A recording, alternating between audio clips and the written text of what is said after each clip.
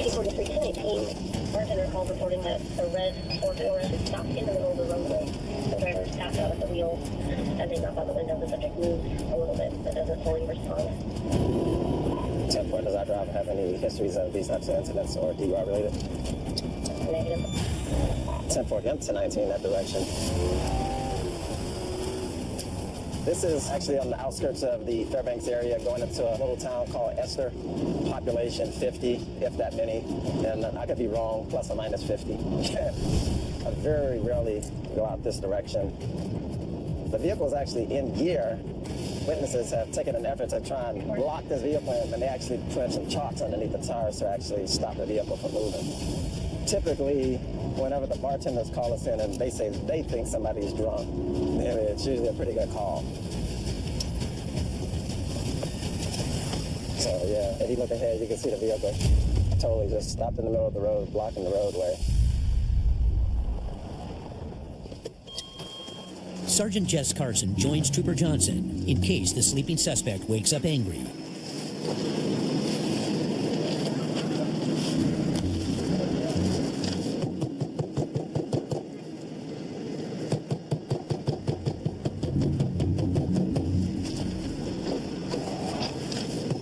Any of those doors unlocked, Sarge? Need help in there? He's moving, but he's just not responding to it. It's like either he's gonna wake up or we're gonna bomb him out of there. This is weird. Yeah, I don't know what this deal is. So what's the plan here, Sarge? What are we doing? We put the front of a car and just turn a siren on, kind of like an alarm, maybe. Yeah. Trooper sirens can reach around 120 decibels, equivalent to sitting front row at a rock concert.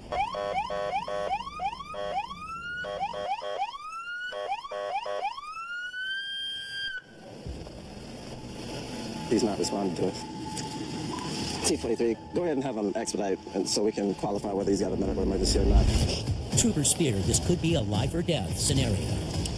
I was just gonna do this back one right here.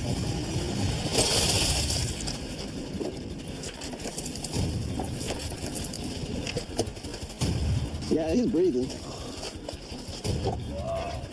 Are you okay? His movements are strange. Feel a lot of sweating going on. Yeah.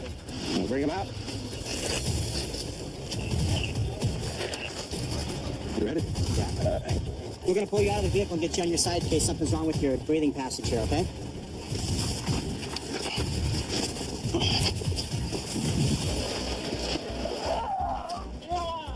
I'm Trooper Johnson. I'm trying to check on you. He's not responding. I'm not smelling any alcohol. I'm only concerned that we've got some kind of medical emergency. Maybe he's diabetic, he's having a stroke, he's having a heart attack, something to that extent. Hey, Trooper Johnson, brother. We want to make sure you're okay here. Okay, we're going to be a mess. Look at you real quick. 20 minutes after the initial call, EMS arrives on scene. Hey guys, what's going on? It's pretty much been like this since we got here. Yeah. He was unresponsive other than he'll do some flopping around whenever we... Well, T-43, confirm his name. What's your name, bud? He's flailing around. There's somebody else. Research his vehicle for anything. Is he inside? He's in my car. It doesn't take Trooper Johnson long to uncover the real reason for the man's erratic behavior. He's got insulin inside the car. Severe diabetic comas can cause permanent brain damage and even death. Blood sugar levels down to about 55. Normal range is between 80 to 120. Troopers can only watch and wait as EMS works to stabilize the man. At this point, it's just a medical assess, and we'll let them do their job, make sure he's okay. But he still lapses in and out of consciousness for 15 minutes.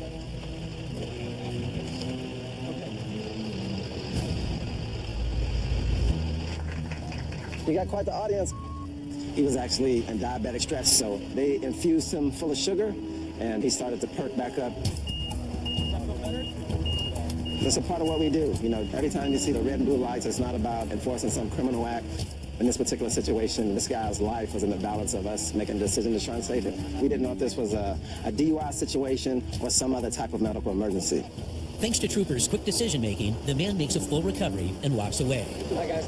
Wrap. And we're going to hang out with him until he's there. Thanks. A heroic save in this remote Fairbanks suburb. But across town, Fairbanks 35, close door. 10-8-10-19 to the MDC versus Moose at Roberts Roost. Trooper Michael Munson starts his swing shift with a tragic call. Right now we're going to a motor vehicle collision versus a moose about 10 miles outside of Fairbanks on Chino Hot Springs Road.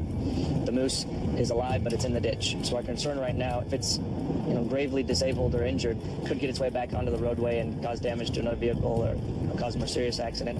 So what we're going to do is come out here, and if it's okay, if it's able to move on, encourage it to get away from the roadway. And if it's too badly injured from the vehicle accident, then we'll have to dispatch the moose. In Alaska, it's all part of the job. Particularly in early summer when these 1,200-pound animals are out and about.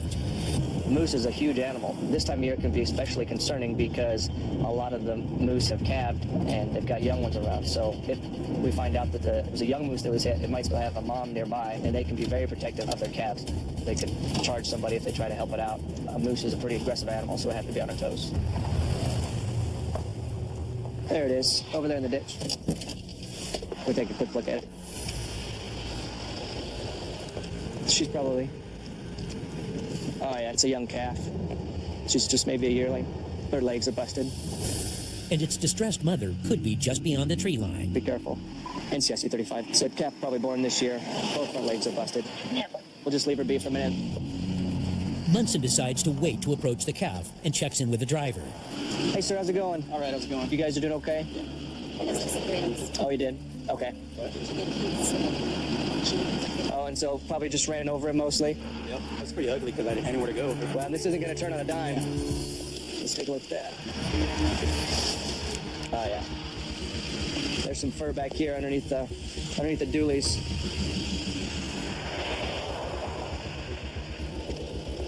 Unless I'm just missing it, I don't see any damage to the front. Nothing. Okay, sir, you can get out of here. Already. That works. Take care, all right? You bet. With the driver on his way, there's only one thing left to do. We've already called the charity, got it coming on the way. Now we're going to get out the shotgun and dispatch the moose.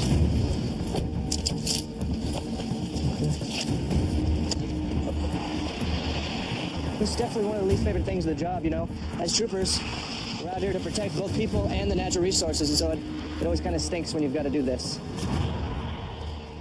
With no sight of the calf's mother, I haven't seen her. Munson approaches cautiously. All right, buddy.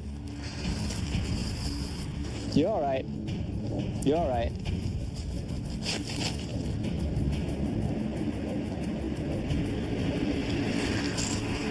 It does kind of stink when you've got to dispatch a year-old moose.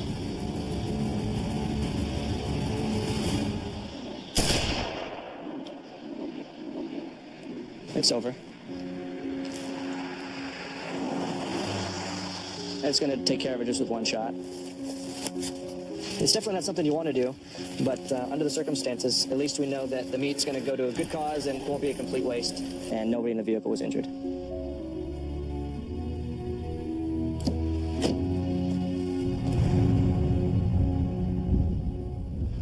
"325 miles south in Palmer, We've got a car accident. It's a rollover. One of the occupants is unconscious in a river. A person in the car accident is texting our complainant. We've got a pregnant passenger. We've got one person that's unconscious. Probably some pretty significant injuries. We've got a car accident. We've got a pregnant passenger. We've got one person that's unconscious. We don't really have a good location on it, other than it's up on Hatcher's Pass somewhere. Bad enough when that happens and you know where the person is. It's 1,000 times worse when you have no clue where the victims are. Hatcher Pass is a rugged remote mining road rising 4,000 feet over the massive Talkeetna Mountains. Hatcher's Pass is a huge recreational area, probably about 50 miles worth of roadway. Some steep terrain, some cliffs. The road's very narrow. It's a pretty bad area to get in a car accident. Hopefully, we've got someone that can call in with a better location. But the rescue effort isn't going as planned. We don't have anyone for her yet. So right now, we have no vehicle description. We don't have any kind of information on the vehicle. All we know is that it's somewhere in this area. It's kind of like the needle in the haystack, really.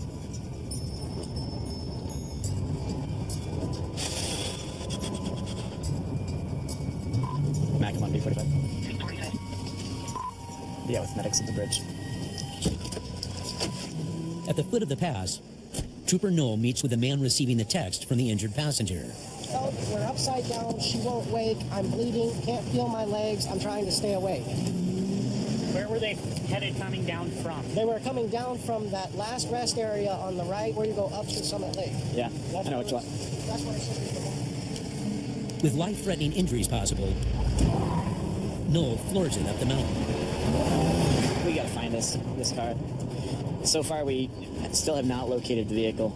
We know that their last place that they were known to be is up towards the top, about 6 miles away from here. Just gonna go up to this parking lot up here and then regroup from there. But conditions further up the pass are hampering troopers' efforts. It's the rain that we've been having, the cloud cover up here. It's another issue that you're gonna be facing. It's pretty cold for this time of year, so hypothermia is always a concern. This is not a good situation. All right, this is their last known spot. They were supposed to be coming down from here. They were coming down? They were coming down from here. We've checked. We haven't seen anything. Yeah? You know how thick this brush is. With no sign of the vehicle, troopers must widen their search. If you wanted to drive back down to the U-turn, just keep checking, and I'm going to be on the phone with command, see if we can get a helicopter up here. All right. Thanks. Right now, so far, 3 troopers, 2 rangers, and about a dozen firefighters driving up and down the road. We can't find it so far, so. But then, the search gets a much-needed boost. All right, thank you. Bye. Yeah, we've got a helicopter in the air now, Life Med helicopter. It's on its way from Soldotna, which is about a half-hour flight from here. But in this wild mountainous region, troopers can't rely solely on the chopper. You know, visibility is pretty poor. There's a lot of shrubbery. There's just a lot of little ravines and stuff that it's hard to really get down and check.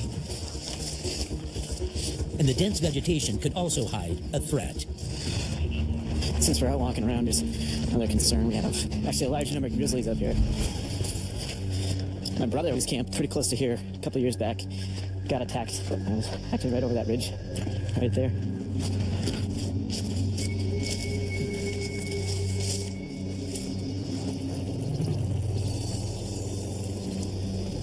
Visibility is pretty limited. Nothing. It's weird. So far it's been an hour since the initial call came in. There's nothing out there. Worst case scenario is we can't find them.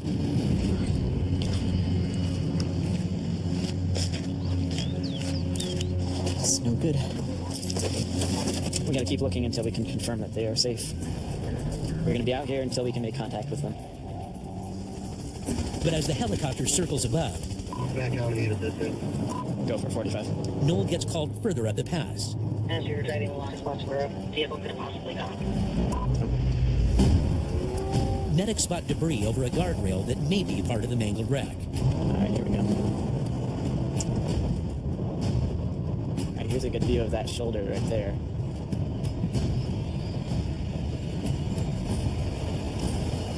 Anything?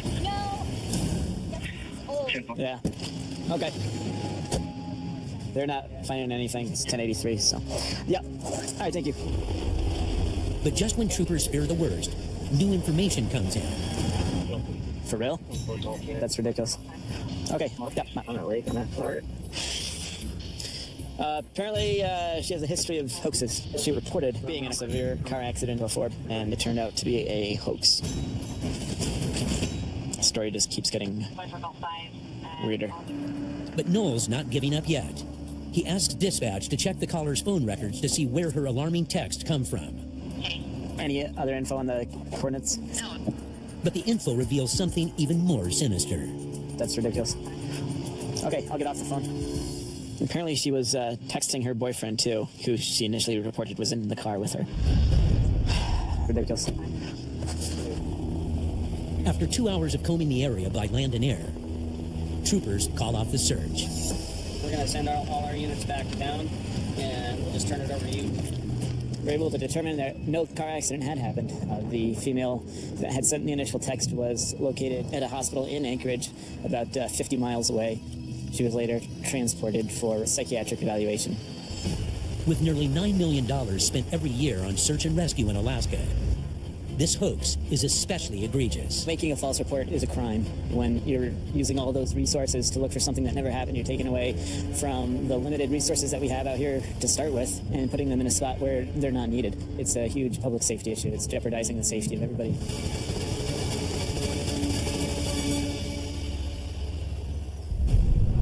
Back on the ground in Cantwell,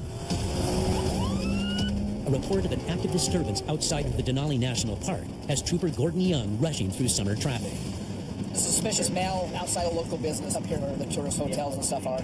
Not really sure what it is. At least they're under the influence of something. Public intoxication in one of Alaska's busiest travel destinations is cause for concern. We don't get a lot of calls for tourists in here that are like drunk or high or something like that. It's pretty... The calls at that portion are really low. Fairbanks 61. Do you have a clothing description for this gentleman? He was wearing a blue t-shirt and jeans. He was outside the pilot shop sitting on a bench. White male, blue shirt, about 40 years old. Fairbanks 6123. Trooper Young arrives to find the parking lot overrun with summer tourists. But it doesn't take him long to spot the suspect. Blue shirt, blue jeans.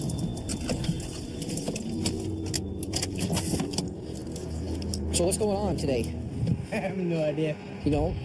Please, tell us you've been drinking. Please make the single right in front of you. That's stupid. Okay. That's stupid. You So, can't. hey, look at me for a second. You got some ID on you really quick, just so I know who you are? Nope. Oh, come on. You gotta have some ID on you. Nope. Nothing. Zippo, nothing. Look at me for a second. You got some ID on you really quick, just so I know who you are? Nope. Oh, come on. You gotta have some ID on you. Zippo, nothing. Where do you live? Dude, I'm so intoxicated. I don't even know. We need to find someplace for you to go. You know what? Don't swear. Well, I can't swear. No, because it's called disorderly conduct. I have a couple options for you. Option away. You can tell me who you are. And I will not do that. I can call medics and come help check you out. And they can do whatever they want to do. Or I can take you to jail. Well, you should probably take me to jail.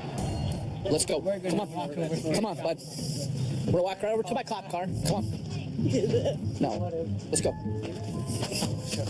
Okay, let me just stand just like that. I actually will tell you who I am. Who are you? My name is... That's a start. Are you from Alaska or are you from someplace Well, else? you ain't gonna get like a lot of from me. Young searches him for weapons and ID, but all he can find is the man's cell phone. We're gonna try and help you and figure out who you are. You ain't gonna get from me. You're not helping yourself out here. So Young starts redialing the man's most recent calls, hoping someone can ID him. No, don't call her. Why? You're really gonna get me in trouble. Why am I gonna get in trouble? Because I got drunk, like last night. Okay. Well, don't do that. That's crazy. May I pull that back from you? Seriously, may I pull that back from you? Because I don't think that's really accurate, what you're doing. What you're doing is not accurate. Okay, look. No, Listen to what me. you're doing is not accurate. Listen to Give me back that phone. Are you trying to threaten me or you want to fight me? Or no. if we don't find No, someplace can't. for you to go, can't you know do where it you're with going to my go. phone. You know can't where do you're it going to with my go. phone. You can't do it with my phone. Give me my phone. I want us to Can find you someplace for you to please go. Give the phone. Give the phone. Give the phone. That was so wrong. I'm being very patient with you today. I'm being very patient with you. Yeah, you actually are. So why don't you just help me and help yourself out? May I have that phone? No, stay there. 10-16. Hey, stop right there. Come right here. I told you not to do that. Put your hands behind your back. I'm done dealing with you. Okay, have a seat in my car. I arrested him for disorderly conduct. He's gonna go to Fairbanks to jail. He'll see the judge in the morning. Best thing for him is to go to jail and sleep tonight because we would have got more calls on him. I am drunk. I know.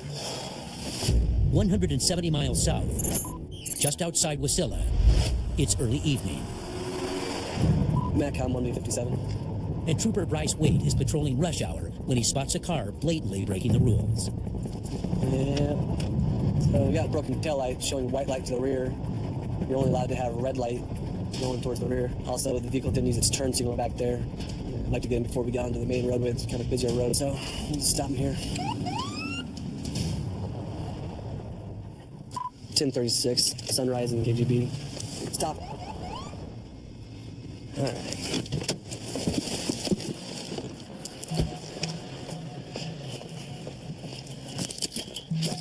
Hello. Hey, I'm Trooper Wade, Alaska State Troopers. The reason I'm stopping is for a couple reasons. One, you have a broken tail light showing white light to the rear. You said it's tail light? The tail light, yeah, your left tail light showing white light to the rear. Also, when you came off of Starlight there, you failed to use your turn signal. Was there a reason you didn't use your turn signal? I don't know. You don't know? No guns, knives? Any guns in the vehicle? No, nothing. All right, how about insurance? So this is a receipt for your insurance. Do you have the insurance card? No, they don't have it. They said the card. They said No? No, come back. Okay, so you need to have that. Yeah. Okay. They said me a little English. It's a little English? Yes. ¿Hablas español? Okay. Hablo español un pequeño. So, yeah, poquito. Yeah. I speak a little Spanish, you speak a little English, we can get this over with. Stay in your vehicle, I'll be with you shortly. Okay.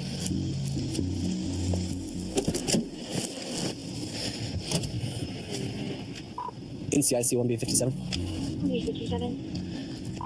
102729. So why is he going? Come on. NCIC 1B57. 1B57. 102729. Why is he going? Why is this guy doing that? He left in the middle of the traffic stop. Done. I don't know why he just pulled up and was acting like he's about to turn. He stopped now, so you'll see what the reason he did that was. Why did you go? Now? No, why did you just go? The traffic stop wasn't done. Stay here. Okay? All right. Don't move. Side parking over there. No, you can stay right where you're at. Parking here. Just stay. Yep, park here. Stay. All right. I'm sorry. All right.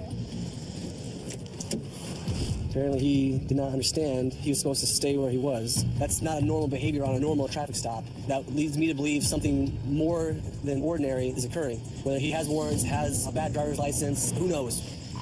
NCIC 1B57. Trooper Wade runs the driver's license through dispatch. When they start just leaving the scene, that makes me think he thinks I'm about to find something out. 27 solid. 10-4, 10-6 side. 10-4.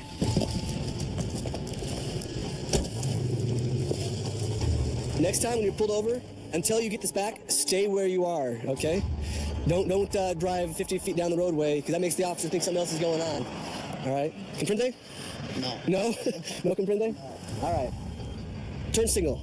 Yes? Turn signal? You're turning? Use your turn signal. Okay? Your tail light? Yeah. Fix it. Okay? Yeah. Okay. Okay. Drive safe. Okay. Thank you.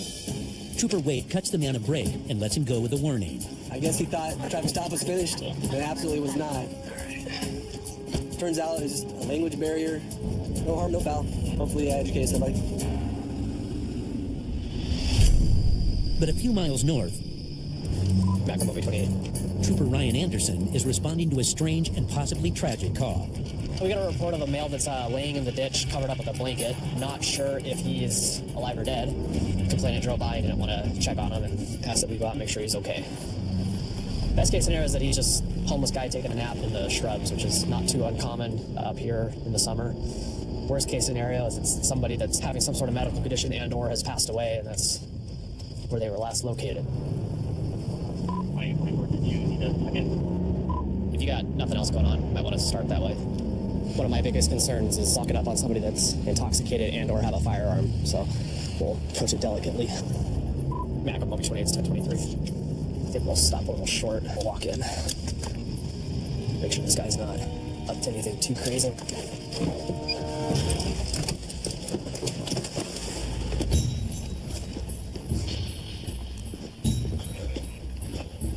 I don't see anybody. It doesn't look like there's anybody out here.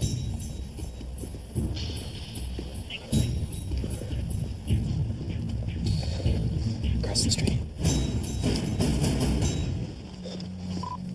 between. I have a visual on the male north side of the intersection. Hey, how's it going, partner? You all right? Why are you guys watching me? Somebody called in. They thought that you were hurt or drunk or something crazy like that. I was just leaving mosquitoes and getting my ass. Okay. Somebody just thought that you were either hurt or drunk and passed out or something worse, so... No, man, I'm all right, man. I'm just tired. All right. No guns or anything, right? Nope. Yeah. You got an ID on you by chance? Yeah. Help me up, bud. All right. All right. It's expired. That's all right. You're not driving, so that's good. No, light my smoke. Good. 102729 Alaska, first. Anderson checks with dispatch to see if the man is wanted for any crimes. I'm all good, man. I ain't got no worries. That's good. Right on. Okay. 10-4. He's clean, Here's your ID back for you. Thank you. but troopers can't let the man set up camp along the public roadway. I just need to get home. Where's home for you? It's all good. I'll tell you what, man. We can come over and we'll walk down the road a little bit to my car. We'll put your bags in my trunk, and I'll give you a ride back to... Thank you. Troopers decide to spare the man any additional hardship. Got a little bit down on his luck. He said he left his job site and was just so tired he had to sit down and take a break and couldn't find anybody to give him a ride home. I'm just tired, man. Well, I'm just glad you're alive and well. Every once in a while, it's good to have a softer contact. This guy said he had a decent image of the troopers, and should we ever have to deal with him again, he'll remember that. I'll come open that door for you. All right. Well, good deal. Thanks, State Trooper. Hey, I was just glad you were all right, sir. A good deed on the outskirts of Wasilla. But 190 miles southwest in Soldotna, the mood and the weather aren't quite so bright. 22 bad. 2022, he dropped off their child. The child smelled like beer. When she went to confront him, he rolled up the window and left. When the man left, the beer hit the spit in her face. 22 bad. 2022, he dropped off their child. The child smelled like beer. When she went to confront him, he rolled up the window and left. When the man left, the beer hit the spit in her face. 10-4 to 19 from Gaswell. They're endangering the welfare of a child, possibly looking at assault charges also. If he's willing to do that, we can't risk letting him get away. Do you have a description of the vehicle? Late model Chevy pickup, two-tone color. 10-4, 10-4, I'm going to go up Echo Lake to Sterling so you can follow it down. Troopers converge on the area in search of the suspect. There's another unit going to be coming down from the spur. We'll try to find the male before he gets to his residence. Trooper Teft combs the area. But there's no sign of the truck. Moments later, good news. 22 vehicle that. 22 copies. Another unit spots the vehicle just 3 miles away. 27 just located the two-tone Chevy pickup truck. We're going to go do some follow-up with our male driver. 22's out with 27. On scene, Trooper Woodruff's already conducting field sobriety tests. But the man denies drinking, so Teft presses the passenger for more details. Hey. Hello. You want to tell me what happened? Honestly, we dropped our daughter off at the daycare and got really upset. We put the truck in reverse, and as we were driving backwards, she grabbed the mirror on the side of the truck and bent it backwards. Like she grabbed the bottom of the mirror, so her arm would have been on the outside of the mirror? Okay. Okay. And have you guys been drinking today? I haven't. You have? Okay. Yeah, I can smell it just inside the vehicle, too. Yeah. So? I have been. Okay. All right, hang tight for me, all right? She's saying that they had their exchange with the child. Okay. And the wife, the ex-wife, became upset when she saw the fiancé inside the vehicle. We gotta find out if she broke her mirror. Yeah. 2022. Teft checks in with the trooper interviewing the injured complainant.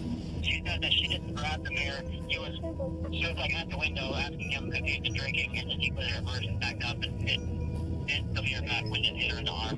Where's her injuries on her arm that she's claiming? Her left arm, right below her elbow on the top of her arm there. Okay, yeah, that's not even matching what the passenger is saying, because the passenger even got out of the vehicle and was showing me she was using her right arm. Troopers decide to give the driver a breath alcohol test. But you do that. You think you're going to be able to be the one in the point right today? Why would you think you're not sure if you have to do that? Why did you yesterday night?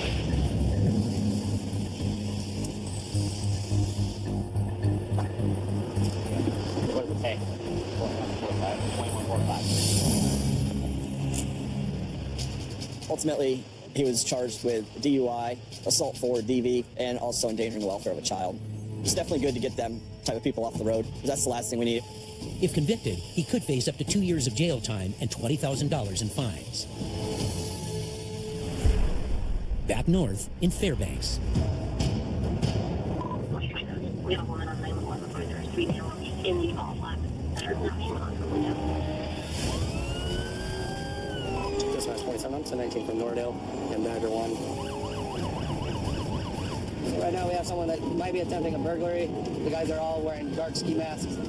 He was responding that complainant is 16 years of age. He's home by herself. Very heads on weapons in the residence. Sounds like she's starting to lock herself in the bedroom. They're tapping on windows. It's a very common tactic that they will use. If no one answers, they generally then kick in the door. So right now we have someone that might be attempting a burglary. They're tapping on windows. It sounds like it's a 16-year-old kid that's in the residence. She's starting to lock herself in the bedroom. If no one answers, they generally then kick in the door. I got the siren going, so hopefully whoever's out there will hear the siren. This is one of the things that you try to prevent is a home invasion with people that can become hostages, and hopefully the siren will scare them off. And that's my goal right now, is prevent them from getting in the house. If he can find the residence.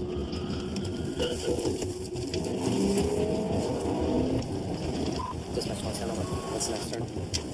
I'm having a map issue. With the suspects on the woman's doorstep, every precious second counts. And now, Trooper Warland must navigate Alaska's unmarked back roads blind. Marking off 3 different versions of the map right now, and none of them match up. So far, I just turned it on. It ends to the dump. Let's see. Trying to find a house under pressure.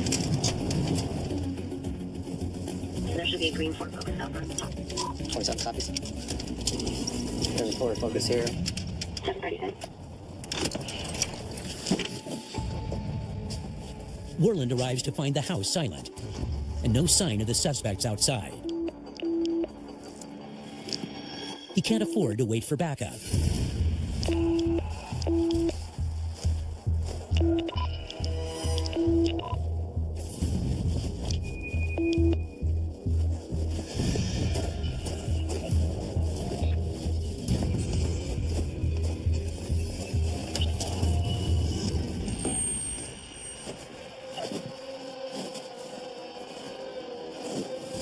What information do you have? It's empty back here.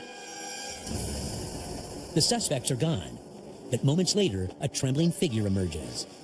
It's the distraught teenager. So what did you see? I saw 3 guys dressed in all black coats, masks on. They were knocking on my windows, and I didn't know what to do. So I just kind of hid in my room. Which door did they, or which window were they knocking on? They were circling the house. Did you see a vehicle out front or anything? Did you look out here? Yeah, there was no vehicle. Yeah, anything other than they were wearing black, like any other? All black? Okay. And a black sweatshirt. I didn't have anything on it. Gloves or? With Okay. black Would you? shoes. Okay. The suspects left the area on foot, I'm going to be walking down the power line trail that goes behind the residence. and with no obvious tracks, troopers quickly fan out. So there's 2 different ways they could have got out. One is this power line trail that I'm going to take. Another one is a pipeline easement. Suspects didn't enter the res, which is extremely important to us, but they fled prior to us getting here, which means that they're still in the area and it's a danger to the community. There was 2 people down the street, and they didn't see anybody. 10 for 1083 on the power line trail. This is the only way I can think of without coming up with a car right away. No sign of the suspects, but evidence that someone may have left in a hurry. We got a burnout over here, looks like. Do we have any possible MPs on anything? No, just the access. No vehicles at the pipeline intersection. All right, let's go back. All right. 10-4. I'll also be advised of others on scene. You okay? Yeah, Okay. So we got here as quick. Flying, man, but I can tell you, Yeah. my baby girl's in there. Yeah, no, we got here as quickly as possible. Is she in there? Yeah, she's in there right now. She's fine. She's a little shaken up. We talked down some people down the road there. They said they didn't see anybody leave on foot during the vehicle. But the only other option would have been the power line trail there and the pipeline trail. Yeah. So he went down and checked the pipeline trail. He didn't see anybody. Hold on. I just saw someone in all black down there. Just come out. Yeah. Dispatch 110. I'm going to go back to my car. I just watched someone come out of the woods in all black. Let's go real quick. There was an individual that just came out of the woods, all black, looked down, saw me, and went back in the woods. I want to see if I can catch up to him. It's at the end of...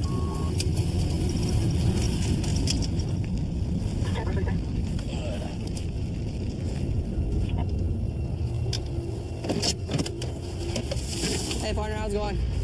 Hey, did you just see anybody, like, walk out here? Okay, I just saw somebody come out of the woods. Was that you? Yeah. That wasn't you at all?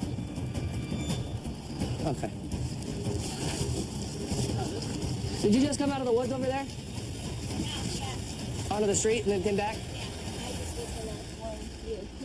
To shut his door? Yeah. Unfortunately, it's a case of mistaken identity. Somebody was walking around knocking on doors and stuff like that in the area, wearing all black. So, okay.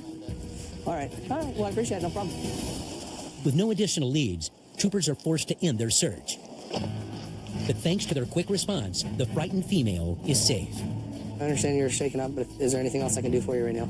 No. All right. No problem. By running the sirens en route to the residence, we probably prevented a home invasion with a hostage involved, which is more of a success than catching the suspects.